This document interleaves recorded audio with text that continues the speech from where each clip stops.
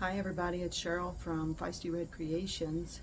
Today we're going to do a short video on how to use Bondo to fill in a gap on some furniture that I'm doing. A lot of times we will use wood filler to fill up little holes and imperfections in our finish, but in this case I have some pretty large gaps and I'll show them to you. And it would either take a lot of wood filler or I'm not sure it would work, so we're going to use Bondo. And so stay tuned, let me get everything together and we will get started.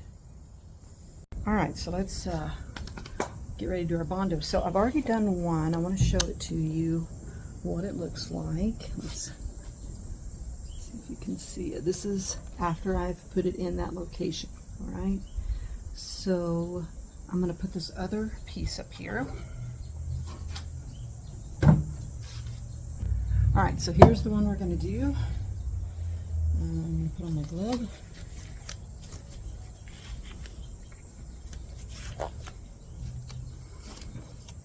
You can see where I tried to use a little wood filler, and then I decided that that wasn't going to work.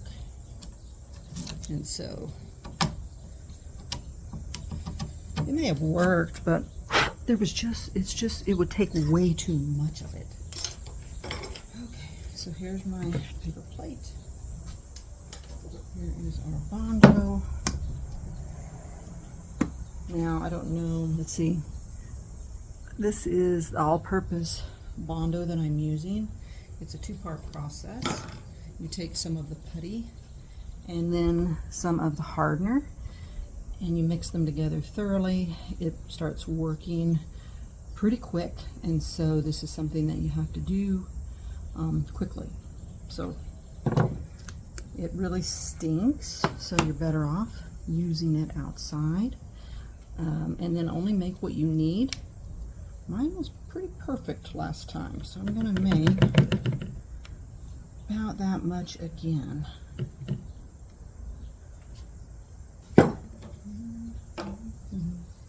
put the lid on it.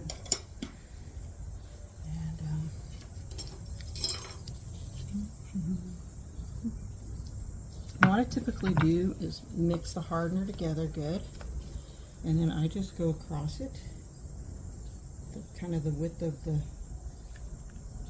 circle that I have down there, and then we're going to mix it together so that we can no longer see two colors.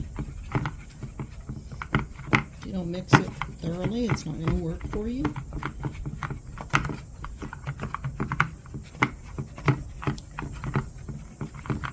There are different types of Bondo that you can get. All-purpose works pretty good, I think. So I'm gonna it's already getting hard in my spoon. And then I'm gonna use this to fill in these gaps. You don't want to really get it all over the place, because the more you get down into areas that you don't want it, the more work it just causes for you when you're sanding. So I'm just going to push it down in there, working quickly. Now, one thing you can do is, as it dries and before it gets completely hard, it has a time period where you can go in and try to peel off some of the excess so that you don't have to sand it when it's fully hardened. And that helps. You just have to kind of watch it so that you can see when it's gotten to that point. So just kind of squishing it down in there. One thing I don't want it to do, since this gap is so big, I don't want it to sink down, and then after it's dried I realize I don't have enough. I don't want that. I don't want to have to add to it. It's not saying that you can't, but why make my life any more difficult, right? Alright, so we're just going to get this nice and level. It's okay if you have a little too much on there, because you can sand it smooth. And it does mine has a little opening down here on the end, and so I'm going to move around there so I can see. I can see that it doesn't quite go to all the way in there, so I'm going to push it down. And just kind of try to level it off. And then we're going to go and see how you can still see that. I don't want to be able to see the crevice that I'm feeling because it won't dry smooth. I mean, level. I won't be able to sand it level. I'd rather have a little too much, not enough. Starting to dry, you can kind of see. Kind of has the consistency of cake frosting when you start.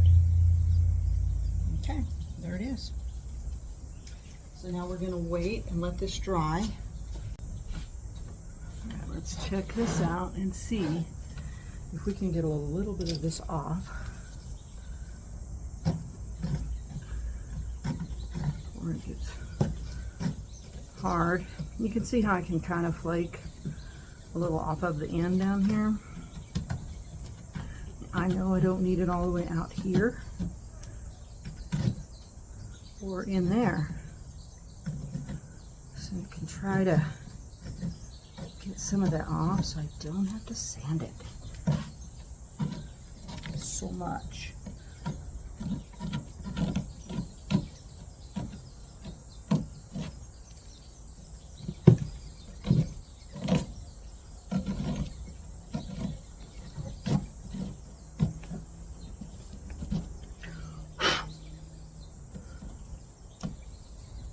And if you touch it, you can feel the heat from the chemical process.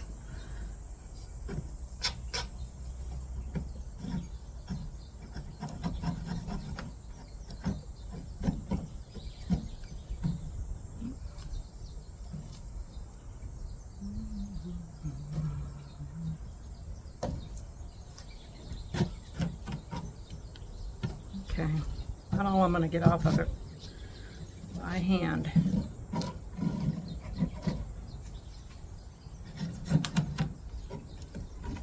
Okay, the rest of it is just let it dry. All right, guys, we are back. We are now ready to start sanding on this Bondo that I have used to fill in these big gaps on these little nightstands.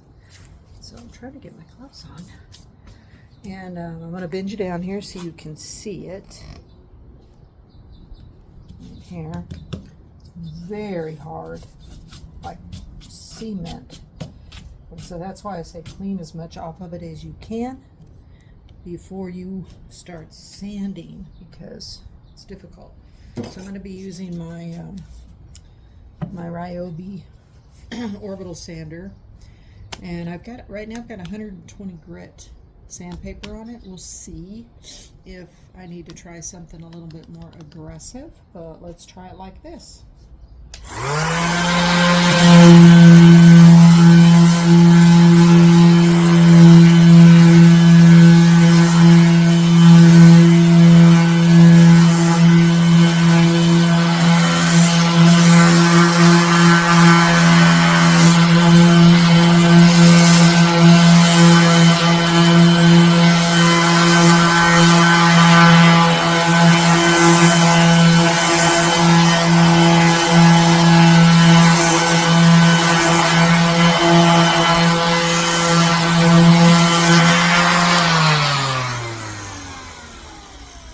Okay, I'm going to get a little bit more aggressive sandpaper. So I'll probably come back with an 80 grit. Just that way.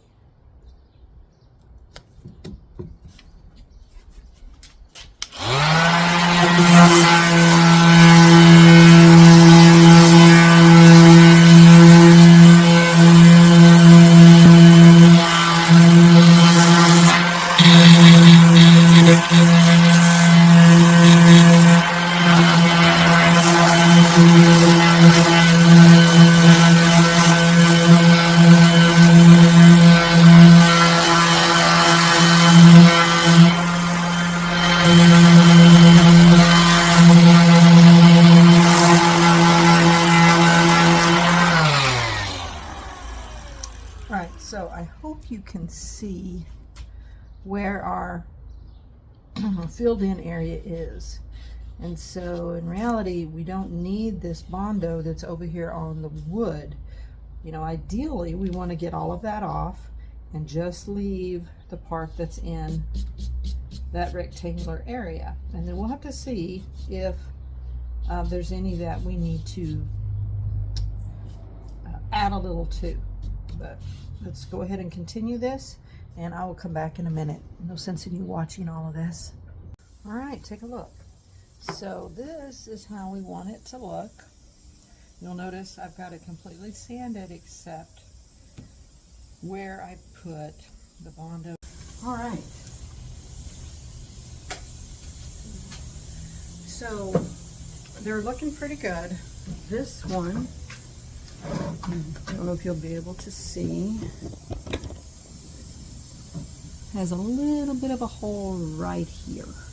This is the back, so it's not a huge deal, but what I'm going to do is I'm going to take wood filler and I'm going to fill that in, and I'm going to fill these holes in from prior nail holes, whatever those are. And then I'll pick the other one up and we'll take a look at it as well. And just need to sand some of these areas smooth that are a little rough after we do that, and then we will be ready to do a evaluation of what we're going to do. So this plastic wood by Gap, and it's just what I happen to have. So I really need to take my glove off because it just works better with my actual finger. So we're just going to put some down inside that crack so that we don't have any kind of hole on my paint.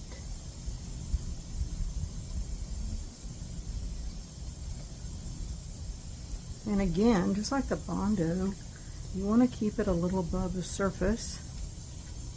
Push it way down in that crack so that we know we've got the crack filled. And then we can let it stick up and sand it smooth once it dries. You know, it just bothers me.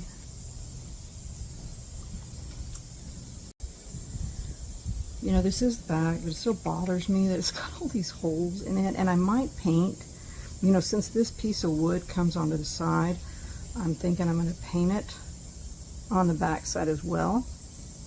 And so I want to go ahead and fill in these holes. This is an old piece of furniture. It has been through a lot, you can tell. So we're just going to do as much as we can to, you know, give it a longer life.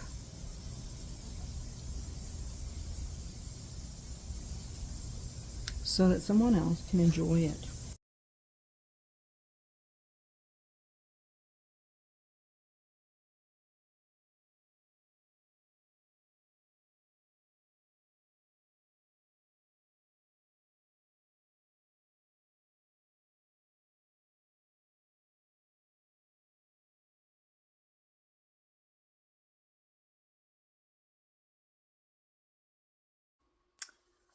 So I want to stop for a second and do a little summarizing on this video that you've been watching. So these two pieces were from an old 1920s, 1940s vanity. If you're older, you might remember that your grandmother had one in her house. I remember that. And so anyway, I always wanted a piece that I could take apart and just use the two sides as a nightstand. But I didn't want to tear up, you know, a perfectly good vanity. So I found this piece on Marketplace. It didn't have the mirror anymore. It just wasn't in good shape at all. So it was a perfect piece for me to get and take these two sides apart to create these cute little nightstands. So don't worry that I tore up a good piece of furniture. I did not. I looked for a piece that was already falling apart and I saved it because this one really was in pretty bad shape. So I've walked you through, you know, some of the things, using Bondo primarily to fill in some of those larger gaps that you might have in furniture. Wood filler, it just takes so much that it really doesn't work. So when you're trying to decide, do I use wood filler, do you use Bondo? Two questions arise. One is, how big of a space do you have that you need to fill? And two, what type of strength would you need it to have? So if you needed something really to be strong, you need to use Bondo instead of wood filler. And in this case, it was the size of the gap for me. And so that's why I chose Bondo. And then, you know, I sanded all that back until I had just what I needed so that when it painted, or when I painted it, it came out smooth. You also saw me use just regular wood filler to fill in a lot of the holes on the back. And I think that's probably where the mirror attached originally. But either way, I ended up painting that trim, and I didn't want it to be full of holes. I did not video me painting this piece, but I will add some text and some pictures so that you can see what the final outcome was on this particular, on these two nightstands. They sold rather quickly. I think they were unique. They were a little what I call Art Deco. Obviously not for everybody, but I just wanted to do something fun with these two pieces. So go ahead and continue watching, and I hope that this gives you a little more background information on these two pieces. See you.